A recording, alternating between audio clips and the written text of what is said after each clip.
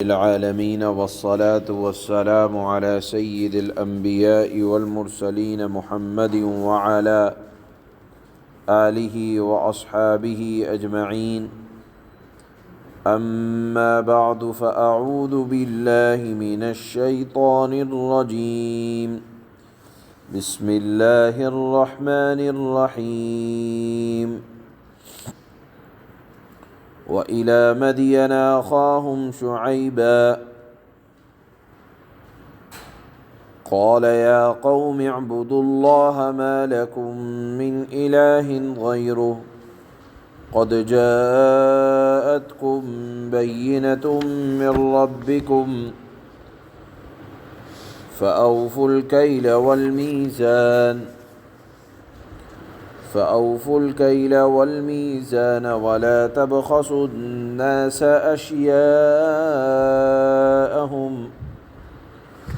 ولا تفسدوا في الأرض بعد إصلاحها ذلكم خير لكم إن كنتم مؤمنين.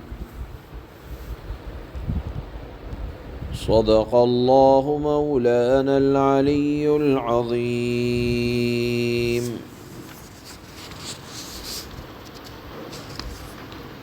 اس سورت کا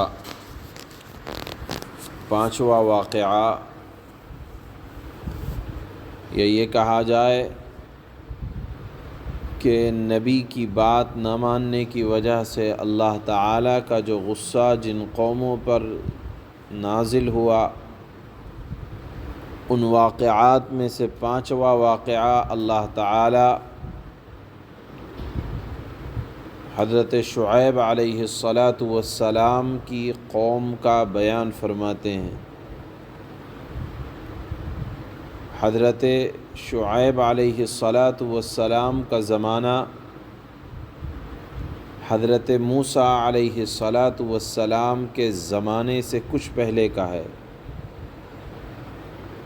اور بعض روایات میں یہ بھی کہا گیا ہے کہ حضرت موسیٰ علیہ السلام کے سسر حضرت شعیب علیہ السلام ہیں. یہاں اللہ تعالیٰ نے یہ ارشاد فرمایا وَإِلَى مَدْيَنَ أَخَاهُمْ شُعَيْبًا، مدین کی طرف ہم نے ان کے بھائی شعیب علیہ السلام کو بھیجا.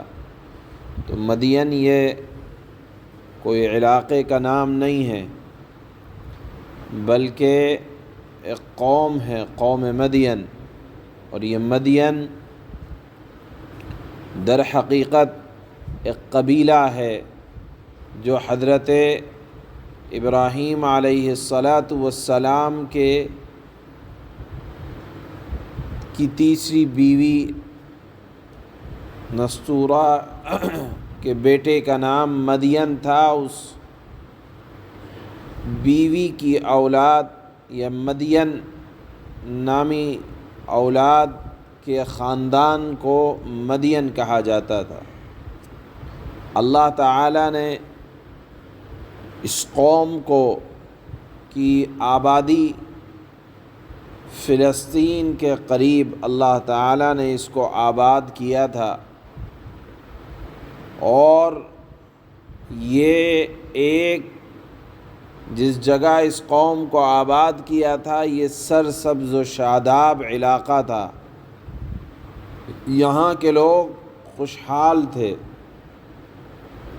اور اللہ تعالیٰ نے ان کا جائے وقوع ایسا بنایا تھا کہ عرب کے قافلے ان کے راستوں سے گزرا کرتے تھے. یہ خود بھی تاجر پیشہ قوم تھی، لیکن آہستہ آہستہ اس قوم میں بدعنوانیاں آئیں.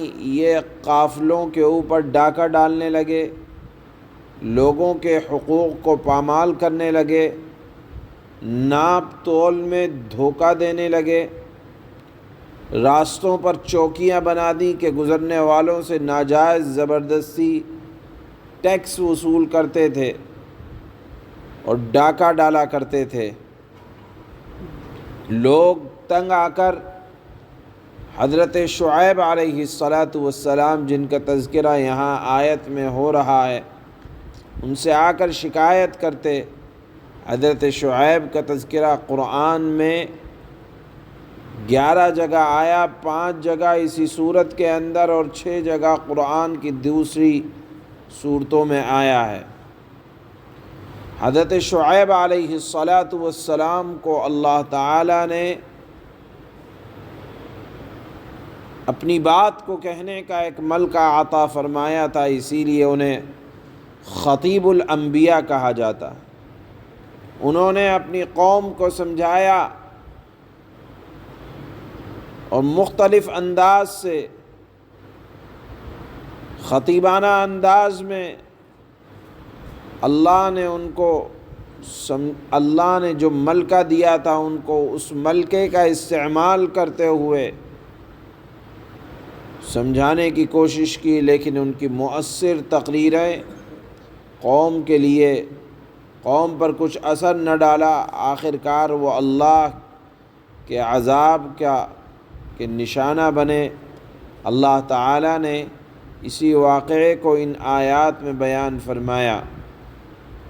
وہ لوگوں کے حقوق میں کمی کوتاہی کرنے کے ساتھ ساتھ اور بھی ان کے اندر خرافات آ گئی تھیں، اللہ تعالیٰ نے اس کا بھی یہاں ذکر کیا ہے کہ ناپ تول میں کمی کرنے کے ساتھ ساتھ دوسروں کے مال و جائیداد کو ہڑپنا، دوسروں کے حقوق میں کمی کوتاہی کرنا، یہ قوم مدین کا خاصہ تھا۔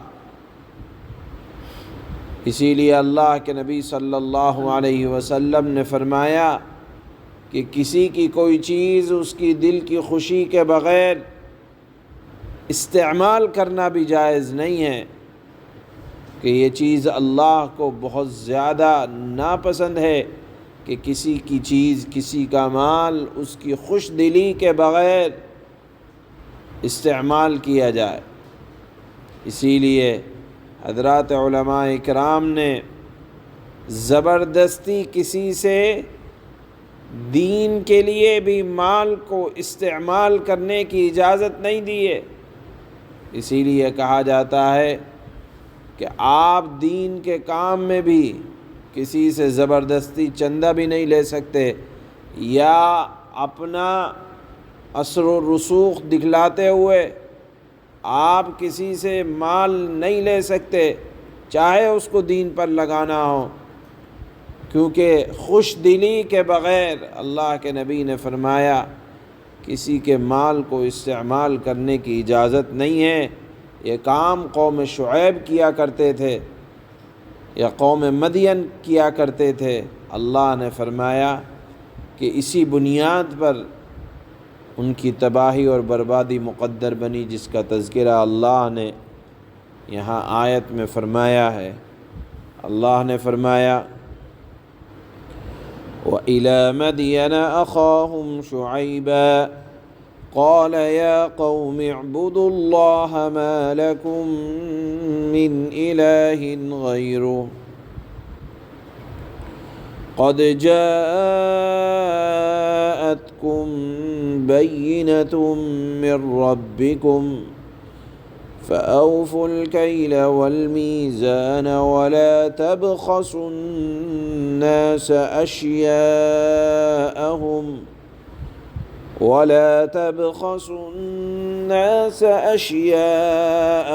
وَلَا تُفْسِدُوا فِي الْأَرْضِ بَعْدَ إِصْلَاحِهَا ذَلِكُمْ خَيْرٌ لَكُمْ إِن كُنتُم مُؤْمِنِينَ۔